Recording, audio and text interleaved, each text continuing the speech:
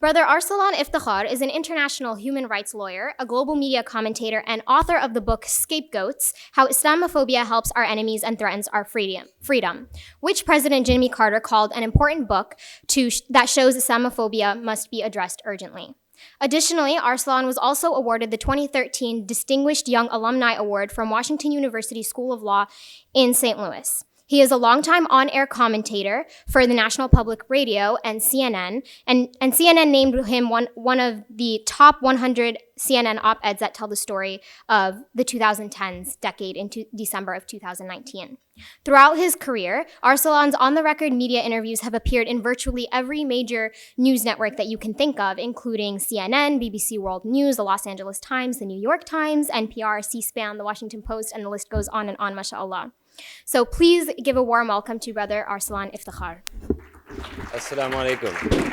I am extremely honored to be here at the Ilya Decade Banquet here tonight and hearing the experiences of our young American Muslim youth who have dedicated their lives at an early age to helping to not only improve themselves, but to improve their local communities.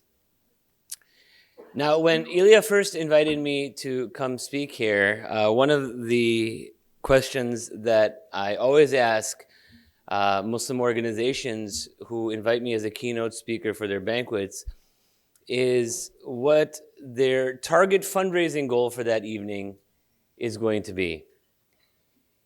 And there's actually a very important reason why I always ask that question, and I'll illustrate that point in a second. So Ilya told me that their goal tonight, ladies and gentlemen, is to raise, inshallah, approximately $160,000 here in our banquet tonight from generous donors like yourself. So I want you to think of that figure in your mind, $160,000. And now I want you to think about another number inside of your head, $42 million. I want you to picture that number in your head, 42,000,000. $42 million is the amount of money that 5 anti-Muslim activists have received in a 7-year span to promote Islamophobia all over America. Wow is right.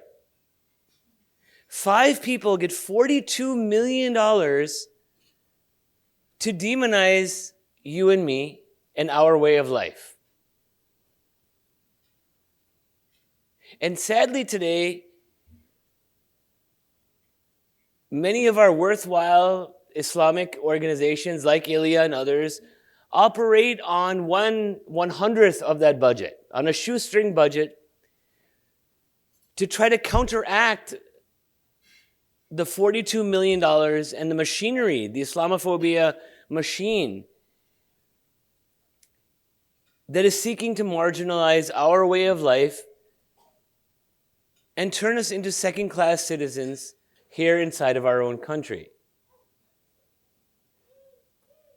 So for the parents and community members who are here today, as we listen to the stories and the accomplishments of Ilya and all of their alumni,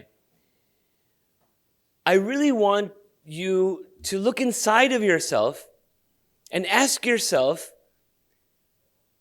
how much am I going to commit to trying to combat Islamophobia and help to empower the future next generation of American Muslims here in the United States? And I'll come back to this number at the end of my talk here tonight. Now, whenever I give a talk about Islamophobia and where we stand as American Muslims today, I always like to highlight the fact that Islamophobia did not begin with Donald Trump, nor will it end with Donald Trump. So even though many of the kids here in this room have been born into a post-9/11 world, they weren't alive when September 11th, 2001 happened, for many of us adults, we actually very vividly remember where we were on that day and how it changed the trajectory of not only our country, but of the world that we understand today. And how the Islamophobia that we're seeing here today in the United States of America and worldwide, in places like China with the Uyghur Muslims, in Burma with the Rohingya, in India with their anti-citizenship CAA law, in places like Yemen and Palestine, where Muslims have become the proverbial other, where we have become the scapegoat for all of the world's problems today. I always like to mention to people that my book on Islamophobia is actually called Scapegoats for a very deliberate reason, because the term scapegoats is actually a biblical term. It has existed since time immemorial, and basically all it means is a group of people who are blamed for all of society's ills. And today, the major scapegoat, both here domestically and internationally, are Muslims. And that's why it's essential for groups like ILIA not only to survive, but to actually thrive in what is becoming a normalized landscape of Islamophobia today. But in order to understand how the past ties in with the present, will tie in with the future, we have to understand again that Islamophobia did not begin with Donald Trump, nor will it end with Donald Trump. Shortly after the 9/11 attacks on September 15th, 2001, a couple of days after the 9/11 attacks, a very famous right-wing syndicated columnist named Ann Coulter wrote a newspaper column that was published in over 300 newspapers across America, in which she said that we should kill all Muslim leaders and convert them to Christianity. She also suggested that we airlift pig's blood into Muslim countries and drop it onto Muslim populations because Muslims don't associate with anything having to do with pork. A couple of weeks after that, a Republican congressman from Louisiana by the name of John Cooksey was asked what he thought about racial profiling of Muslims at the airports in our post-9/11 world. And his response was, and I quote, "If I see a guy walk into the airport with a diaper on his head and a fan belt wrapped around that diaper, that guy needs to be pulled over." Another Republican congressman at the time by the name of Saxby Chambliss from the great state of Georgia was actually quoted as telling a room full of police officers that we should, quote, "shoot every Muslim that crosses the state line." Now, instead of voting him out of office, the people of the great state of Georgia actually decided to promote him, and he actually went on to become a senator from the great state of Georgia until he retired. Obviously, we've been dealing with the presidency of Donald Trump for the last couple of years, but for those of us who were alive after 9/11, we remember the presidency of George W. Bush. Now, at that time, for those of you who remember, most of us couldn't think that there could be any human being on earth that could be a worse president than George W. Bush. Boy, were we wrong. But I'll get to that in a second. But George Bush had a spiritual advisor at the time, an official White House spiritual advisor by the name of Franklin Graham. Now, Franklin Graham is the son of the legendary American televangelist Billy Graham.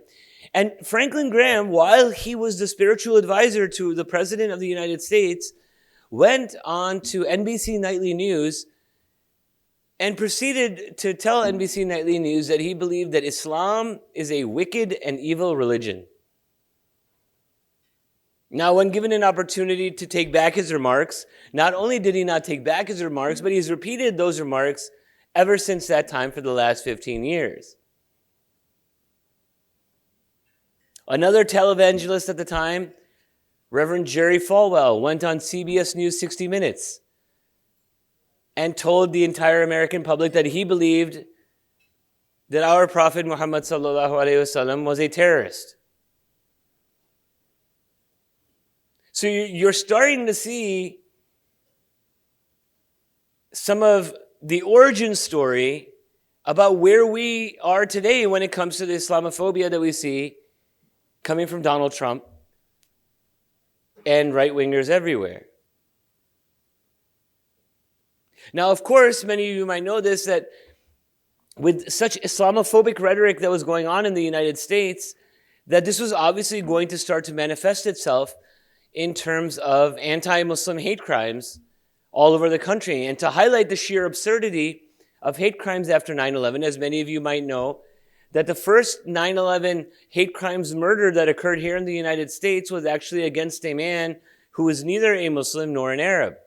He was an Indian Sikh man named Balbir Singh Sodhi, who was a gas station attendant in Mesa, Arizona. Now, in observance of his Sikh faith, he kept a turban and he kept a beard, but he was so aware of the Islamophobia that was running rampant in America in those days that, believe it or not, Mr. Sodhi would wear a red, white, and blue turban to work every single day to show his love for his country. And even that did not save his life. Because a 44-year-old man named Frank Roque walked into Mr. Sodhi's gas station and shot him point blank in the face, killing him instantly. Now, when the police were taking him away and TV cameras were congregating on the gas station, all this murderer could repeat for the television cameras, almost in a trance-like state, is, "I am the real patriot, I am the true American." Now, on the same day as the Sodhi murder, there were also two other hate crimes murders that occurred here in the United States. A Pakistani-American convenience store owner in San Antonio, Texas, by the name of Waqar Hassan, was shot and killed in his store in Texas, and a Coptic Christian from Egypt was murdered in his antique store in South Central Los Angeles. Now, I tell you all of this because at the time, I served as the first ever national legal director for CAIR, the Council on American Islamic Relations. I've spent my entire professional life in Islamic public service, which is something that I hope many of the youngsters here in this room will dedicate their lives to doing. And on a yearly basis, while I was CAIR's national legal director, we received over 2,000 cases every year of anti-Muslim racial profiling, hate crimes at masajid all over the country, drive-by shootings, Muslim women who wear the hijab being chased on streets, being attacked for being visibly Muslim. And like many Muslim organizations in the country, we were operating on a shoestring budget. But the Islamophobia, again, that we see today slowly began to grow from there. We started to see many public opinion polls all over the United States. There was a USA Today poll which once found that 48% of Americans believed that Muslims and Arabs should be required to carry special identification with us at all times. 51% of Americans, according to another Gallup poll once, said that Muslims should have separate security lines at airports simply because of our faith. And the most telling public opinion poll that really resonated with me is that a Pew poll once found that 24% of Americans, 1 in 4 Americans, said that they would not even want to live next door to a Muslim as a neighbor. So just think about that for a second. 1/4 of America, 75 million Americans, would not want to live next door to any one of us simply because of our Islamic faith. As I said at the beginning of my talk, Islamophobia did not begin with Donald Trump, nor will it end with Donald Trump. As I'm going to say here in the middle of my talk, Islamophobia did not begin with Donald Trump, nor will it end with Donald Trump. And it's permeating every aspect of our culture. It's even getting into pop culture in many different ways. And in terms of our First Amendment right to freely practice our religion. How many people in the room, this is mainly for the adults in the room because it was in the year 2010, how many people in the room remember the Ground Zero Mosque controversy in New York City? So many people are raising their hands, which is very ironic because number one, it was neither at Ground Zero, and number two, neither was a mosque. It was the Park 51 Community Center, which was going to be a $100 million community center that was going to have interfaith prayer rooms. It was going to have basketball courts. It was going to have a culinary school. it was going to be similar to the 92nd Street Y that the Jewish community has in Manhattan. But many people just couldn't take that. And they started these loud, vociferous campaigns about Muslims trying to build a victory mosque at Ground Zero. At the time when people were condemning the Ground Zero Mosque, the Park 51 Community Center project, they kept saying that this is on sacred, hallowed ground. It was actually an old Burlington coat factory store. But facts don't matter, right? And what's important to keep in mind, ladies and gentlemen, is not just the Ground Zero Mosque controversy in 2010, but all of the anti-mosque movements that we've seen then in the last 10 years. That actually led to the last decade of copycat anti-mosque movements in local communities all across America, including Murfreesboro, Tennessee, Temecula, California, Sheboygan, Wisconsin, and even in my hometown of Chicago, Illinois, where Muslims like yourselves were trying to build masajids in your local communities. And at city council meetings, right-wing Islamophobes were coming there and asking these Muslim communities whether they were going to have bomb-making classes for their children or provide target range firing practice for their youngsters. Talking about chilling the First Amendment rights of American Muslims. And like I said, it's even made its way into Hollywood, into pop culture. A few years back, the cable television network TLC had a very short-lived reality television show called All American Muslim. It was a story of 5 American Muslim families in Dearborn, Michigan. And basically, it was our attempt at trying to show the American public that we Muslims are as normal and screwed up as everyone else. Right? We showed a diverse group of people. One of the people highlighted on the show was a high school football coach. One of the women on the show worked for a federal federal judge in Dearborn, Michigan. Another was a deputy sheriff in the Waynes County Sheriff Department. Again, showing people the humanizing aspect of the fact that Muslims have been in this country since slave ships brought Muslims over. But again, that was too much for right-wing Islamophobes everywhere. There was a small fringe group in Florida by the name of the Florida Families Association that started a letter-writing campaign to the TLC cable network and all the advertisers of the show All American Muslim, demanding that they remove their advertising from the show because it did not show the true nature of the danger that American Muslims posed to the United States. And believe it or not, two major American corporations, Lowe's Home Improvement Stores and Kayak.com, actually buckled in an act of corporate cowardice and removed their advertisements from All American Muslim because of this pressure. Now imagine if the show was not called All American Muslim. Imagine that it was called All American Latinos or All American any other minority group in America today. Would any corporation have the audacity to buckle under such pressure? Of course not, because Islamophobia, sadly, has become normalized in America, and that's why organizations like ILIA, that's why all of you here in this room are so integral and essential to pushing back those narratives. Now, before we had Donald Trump in the White House, we had the election of a black man named Barack Hussein Obama. Now, how many people in this room remember when Barack Obama was Muslim? At some point, how many people in this room, raise your hand, when he was president, how many people in this room have heard this sentence before, that Barack Obama is a Muslim? Raise your hand. We've all heard that, right? And now it's interesting to keep in mind that when people say that Barack Obama is a Muslim, that was really their way of saying that Barack Obama is black. Right? That Islamophobic narrative, that meme was used in a way to otherize him in a way that's socially acceptable in America today. Many of you might remember that there was the birther controversy, right? About President Obama not being born in the United States and, maybe that he needs to pull out his birth certificate. Do any of you remember who started the birther controversy? Donald J. Trump on an episode of ABC's The View.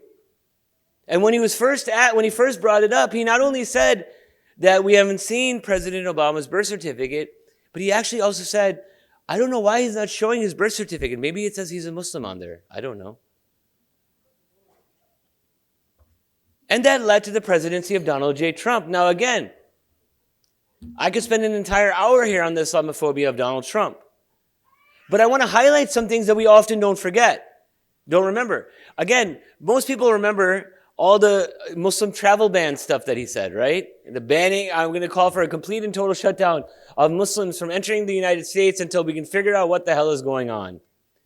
But actually, even before then, he once gave an interview to CNN's Anderson Cooper where he said, quote, "I think Islam hates us."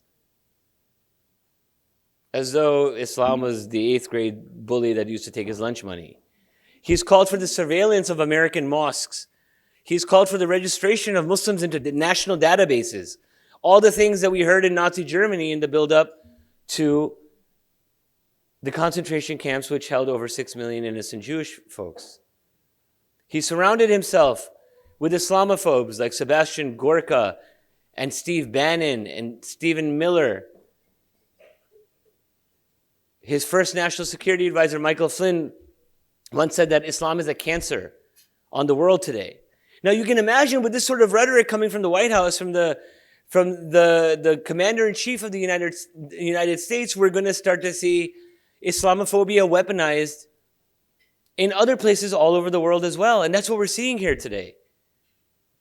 Today's March 7th. In 8 days, on March 15th, will be the 1-year anniversary of the Christchurch massacre in New Zealand, where 51 innocent Muslim worshippers were slaughtered at 2 different mosque locations by a 29-year-old white supremacist who live-streamed his massacre on Facebook Live because he believed that Muslims were coming to take over his land.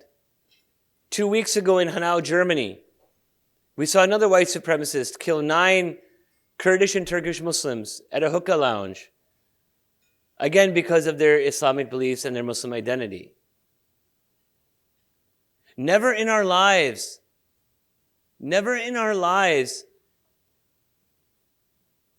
has our Muslim identity been more under attack.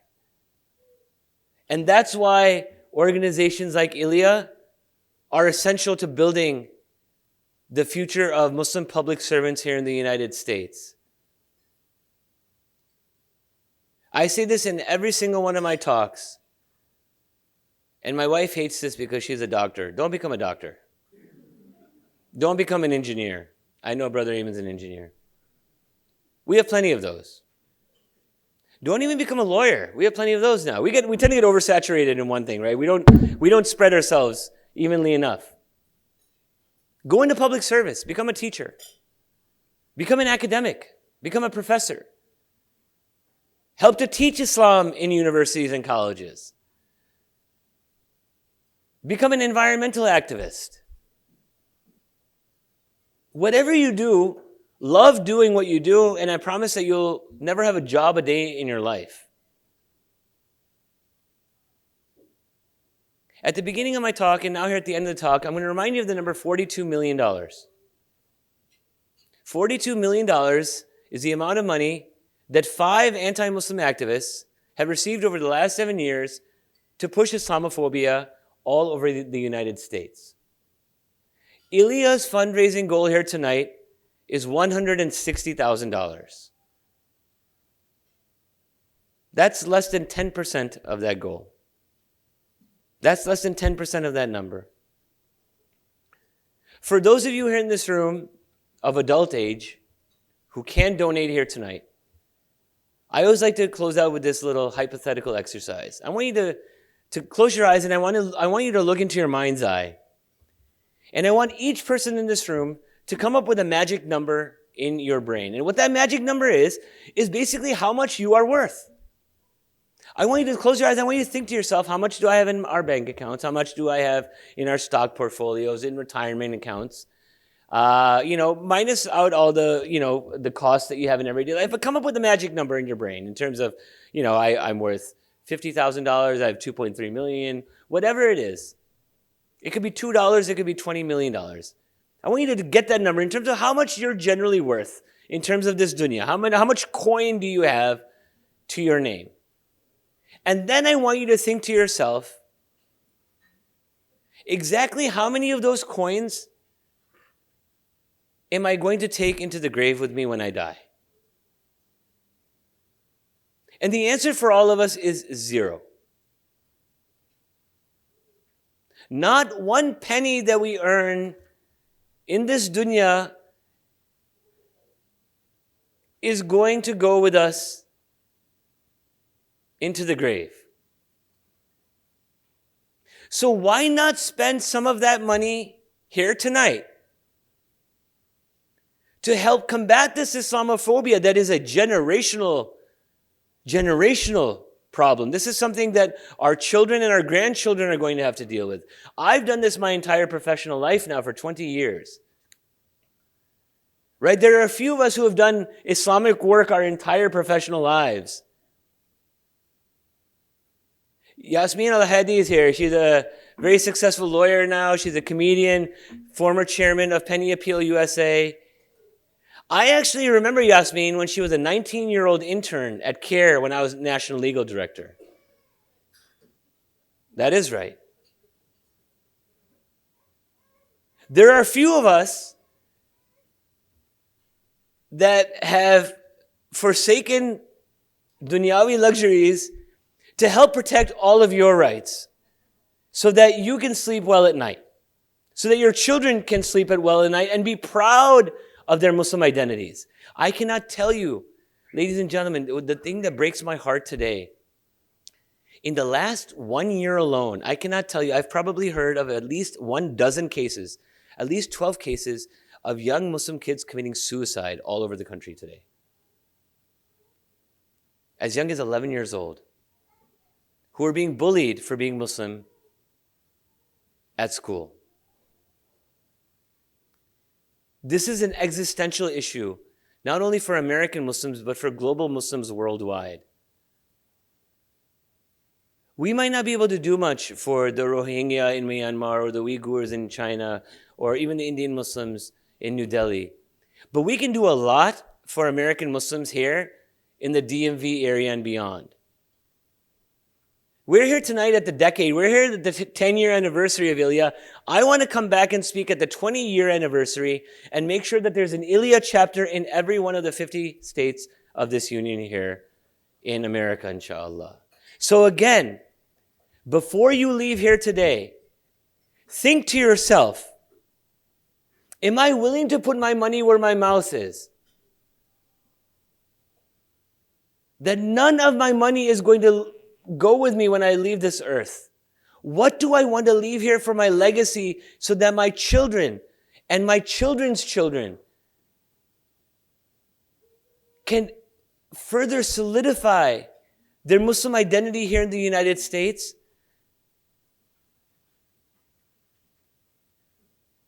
So that that guy might become the first Muslim president of the United States. Again, please do not leave here tonight without supporting Ilya. Please remember that every dollar that you give here today is, inshallah, part of your sadaqah jariyah for future generations here. And you can tell the true purity of our niyyah, our intention, when we try to do things where the fruits will not blossom until we have long left this earth. And that's why I'm so heartened actually seeing more youth here than grown adults. That you have taken time out of your Saturday nights when you could have been doing something a lot more fun than hanging out here because of your commitment, not only to your community, but to your Islamic faith as well. Again, I want to thank Ilya for inviting us here tonight, for inviting me here tonight. If I've said anything that is good, all praise is due to Allah, and in the words of Malcolm X, only the mistakes have been mine. Assalamu alaikum.